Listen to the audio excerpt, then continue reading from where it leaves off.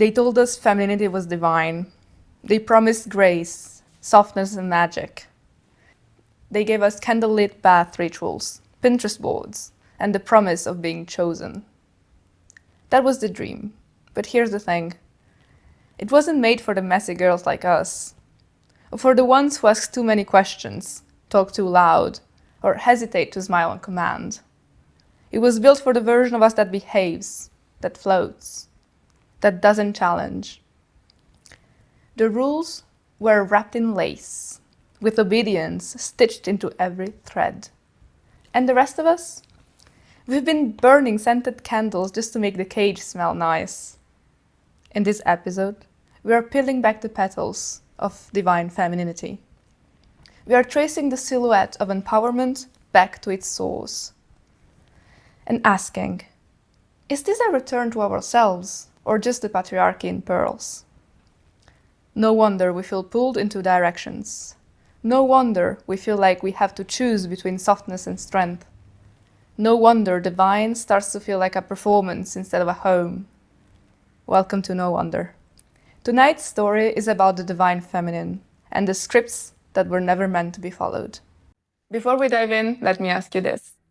Have you ever felt like feminism is this huge confusing topic where you don't really know where you fit? If this hits home, you're exactly in the right place. Hit subscribe so you don't miss another conversation where we break down those walls and we find our path together. Tonight's topic, the divine feminine. You've seen it, whether on Instagram or Reels or TikToks, on late night scrolling sessions. But what is real? What is it really? Is it a trend? Is it the truth? Is it a Trojan horse? The most restrained definition that I found is it's an energy within everyone and everything, associated with compassion, nurture, intuition, forgiveness, and empathy. This sounds like something you would find in a love letter, not in a ledger. But don't be fooled. Just because this is soft-spoken, it doesn't mean that it isn't sharp. In the spirit of reclaiming old world spaces, like we're doing today, let's bring the divine feminine into the drawing room. Light the fire, pour the scotch, and settle in. We're about to dissect the velvet myth. This is No Wonder, and tonight, the Gentleman's Club is hers. So this is why today I wanted to explore with you the femininity and how it became a divine intuition and what actually is, and if it is actually as empowering as it sounds. What I've done is that I've collected, as usual, a few articles on the topic that, of course, will be linked in the description below if you're interested. And I wanted to gauge a little bit the overall sentiment of the internet on the topic. Our first step is to define the archetypes. By archetypes, I mean what the divine feminine and masculine mean. So, the first article that I would like to mention to you is the feminist Data Mouse, explaining on the Medium Online that the divine femininity is frequently presented as an inherent spiritual power exclusive to women. It's often characterized by attributes like nurturance, patience, intuition, and passivity, among others. This quality, though valuable in themselves, are tied to biological sex, implying that all women should inherently possess them, and by extension, those who are lacking these qualities are lacking their womanhood. Put into simpler words, the divine femininity is suggested by traits of nurturing and intuition that are only inherent to women. The article continues, furthermore, the concept tends to be promoted as a binary relation. The divine masculinity is the second option, and it encompasses traits like assertiveness, rationality, and activity. This dichotomy ignores the complexity of fluidity of the human behavior and identity, which is the first bit that I want to dissect today. So, wouldn't these gender roles just be an emphasis of another way of creating the dichotomy that we're really trying to fight when you're talking about gender roles? Is it just another way of recreating this gender binarity and these traditional gender roles in a spiritual context this time? A spiritual context that originally does not display it. Today, however, social media is praising the qualities of the divine feminine. and it's displaying them as the most effective way of enjoying one's quality of life. To find even the prince charming, they say. The implication of discouraging women from engaging in traditionally masculine behavior, such as taking the initiative, says Rachel Evans in the Michigan Daily, directly inhibits women from continuing on paths that put them in position of leadership and independence. So, they're telling me that living in my feminine is the best way of living and it's the only way that I can be chosen. However, I have to step down on leadership and independence that in the last decade or more than so, we have been fighting really hard to conquer. I feel like the girl boss that we've been listening a lot about is slowly dying on the inside. This is why I would like to mention to you a third article by Hemholthian on Digimedia, who quotes Niloufar Hardari's article on tradwives to explain how this idyllic total equality envisioned by the second wave of feminism has for many felt short-lived. We are overworked, underpaid, and all too often underappreciated, wondering what the point of it really is. Why not just give up and find a wealthy man and live a happy ever after? The girl boss is really dying inside. And this is the step in your feminine era that everybody is praising now, which is coming to our rescue to this tired, poor being that is being portrayed now. It promises happy and stable relationships by fitting the frame into the traditional feminine qualities. So here we have a situation of rescue. However, as Evans explains, when a woman must rely on their partner for income, an unbalanced power dynamic is created, and money can be used to manipulate the reliant individual. Even though it presents itself as a way for women to achieve happiness and peace, the feminine energy media has done the exact opposite of what feminism originally wanted to. So it seems to me that the boss bitch is taking a break. But at what price is it coming? As stated by Ardari on the tradwife that I just mentioned, this is both a symptom and a reaction to the growing insecurity of our times. We are blaming capitalism, not feminism, for this insecurity. The frequent media focuses on issues like abuse and erosion of women's rights, and this has fueled the revival of harmful and outdated gender roles.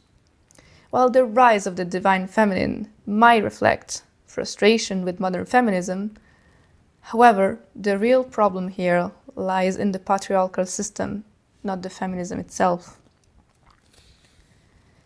So, we're seeing that this trend is now a reaction to the current struggles, the economic struggles that millennials and Gen Z are seeing. These type of struggles are primarily economical or social struggles. And on this, I wanted to suggest a book, if you're interested. I recently finished it, and it's called Can't Even by Anne-Helen Patterson. I will link it as well in the description if you're interested, and it explains how millennials and Gen Z are going to be the most burnt out generation. But let's not get lost here. What I was saying is that the feminist data mouse that I mentioned before concludes their article saying that the idea of divine feminine is a counterpart of the divine masculine, and by itself it does not need to be discarded, but it should be fundamentally reimagined. Because these two archetypes can serve as a basis for understanding and celebrating the diverse array of human qualities, but they should not be used to reinforce oppressive gender norms and stereotypes. How do we do this, though? A way to decouple traits like feminine and masculine from gender is to recognize that anyone can have these qualities, no matter the gender that they identify as. By doing this, we can embrace the spiritual depth of these qualities, but breaking down the harmful system that they support. However, this is not as simple as men and women are opposites. Emily McGowan explains in The Good Trade, the gender binary is a divisive and false tool. Instead, the existence of the divine feminine suggests that complementary energies exist within each being, represented by various symbols and figures. They don't have to be gendered. However, at this point of the conversation, I was asking myself, why do the gender terms exist though, if they're not inherently relying on the both of the two genders? So, still quoting Emily, the feminine and the masculine are not singular and silhouette energies. Instead, they exist in balance. For example, in ancient Chinese philosophy, yin and yang are a balance between receptive and productive, introspective and extrospective, feminine and masculine. But the two energies depend on one another. Note how the symbol of the yin and yang doesn't cut straight in the middle. The black and the white shapes swirls in and out of each other, in harmony, changing, flowing, and making room for every possible version of balance. So, having understood that the dichotomy between femininity and masculinity really doesn't work for us, it can actually harm us, I still have a doubt, because I don't know about you, but myself, I feel like I still am very drawn to the idea of the feminine energy and what it represents. So what should we do? If we still feel interested and drawn towards this energy, how can we actually make it work in an egalitarian and in traditional feminism, in a sense? So I referred back to Emily's example, and she explains that she is currently examining how the balance of the hidden and the visible are at play in her own life, especially with social media. Everything these days emphasizes the visible, what we wear, what we say, where do we go. But how are we cultivating the hidden? The visible is easier to mend and tend than the hidden, and many of us are neglecting the hidden as parts of ourselves. Emily says that she's also exploring how the divine feminine is beginning to rebalance on social and political spaces. For example, while we see a wave of women entering into the American political sphere, they are starting to represent an even larger force and rebalancing. Climate change, radical justice, and healthcare are among many feminine conversations on the national stage. Topics that focus on nurturing our planet and creating a balanced and supportive society, rather than restrictive rules and policies. So, I realized that this sounds very philosophical up until now. And I'm not going to apologize because this is important. However, I did want to portray some practical guidance for you to follow. So, for this tangible input, I consulted Teal's One, who offers a thoughtful list of ways to reconnect with the divine feminine. First of all, she says you have to let yourself create. You have to get into any kind of art that you love. Painting, writing, sculpting, because creating can really spark energy. The next step is to really connect with other women. Spend time with other women. Look for healing and support. Sharing experiences can be extremely powerful. The third part is embrace your sensuality, because you have to surround yourself with things that you like and that they feel good. Think of a warm bubble bath, your favorite fragrances, or even just redecorating your space. I know I'm sounding really cliche, but I believe there's some truth into this. And another thing that she really explains is that you shouldn't shy away from exploring your sexuality, because this is a part of the journey. I'm going to give you an input here. Whether you want kids or not, think about how you feel about motherhood. And also think about your relationship with your mother.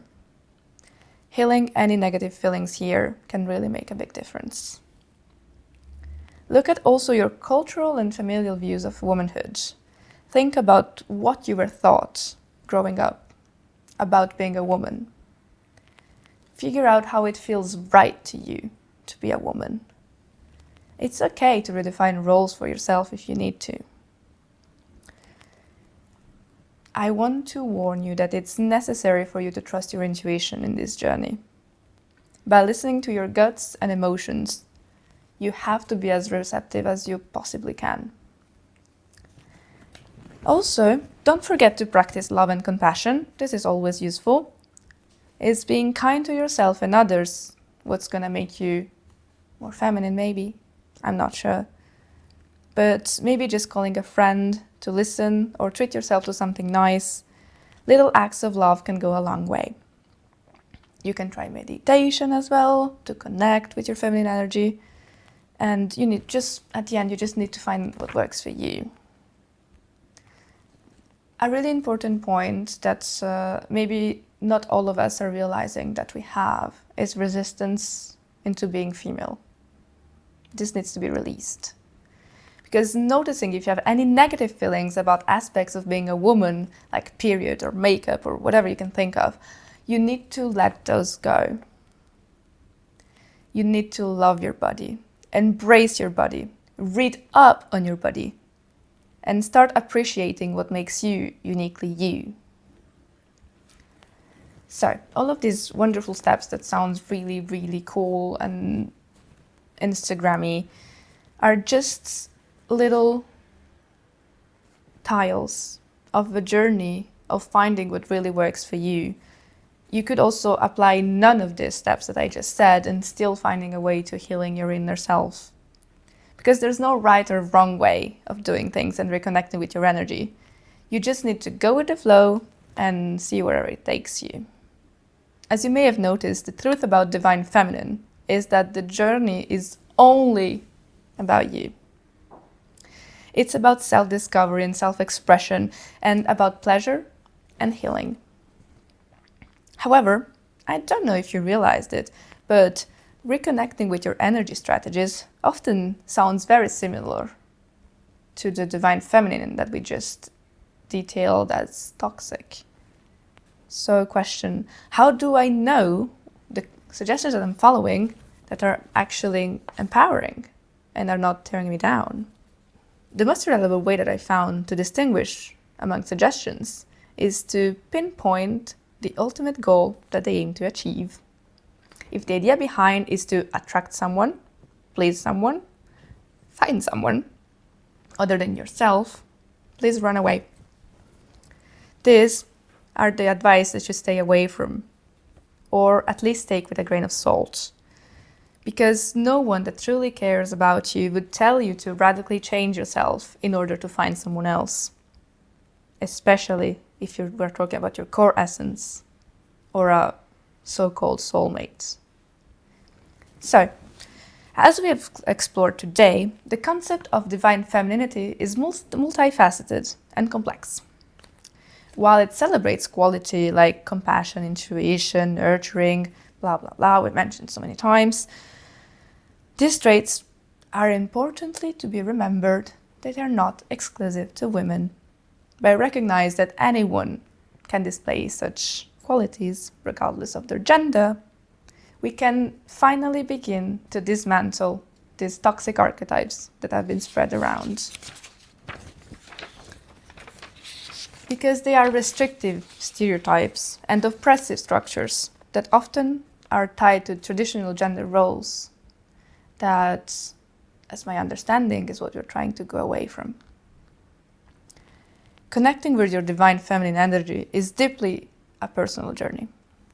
It's about self-discovery, as I mentioned, self-expression, pleasure and healing. Whether it's through creative pursuits, forming supportive communities, embracing your sensuality, or healing your relationships, the goal is to find what resonates with you and enhances only your life. If today's talk hit something inside, then that's exactly why you should subscribe. Every episode is here to support you, unfiltered, real and raw. And if you know someone who's on the same path, you should share this episode with them, because from now on, they no longer have to figure this out alone. So what we have really uncorked tonight Behind the velvet curtain of divine femininity lies a tangled dance, part liberation, part illusion, part Instagram filter. It's seductive, sure, it's soft-lit, drenched in rose oil and whispered promises. But if the goal is just to be chosen, adored for being chosen, darling, this is not divinity, it's just good branding. The real empowerment does not come from trading your ambition for affirmation, your spine for a scented candle. It comes from knowing which part of the myth to burn and which to rewrite with your own ink. The drawing room lights are dimming tonight, but the conversation doesn't stop here. This is no wonder. As we ask the inconvenient questions, we toast to the truth, even if it's wearing pearls and a red lipstick. Until next time. But keep your fire lit, your standards high, and your energy sovereign. Good night.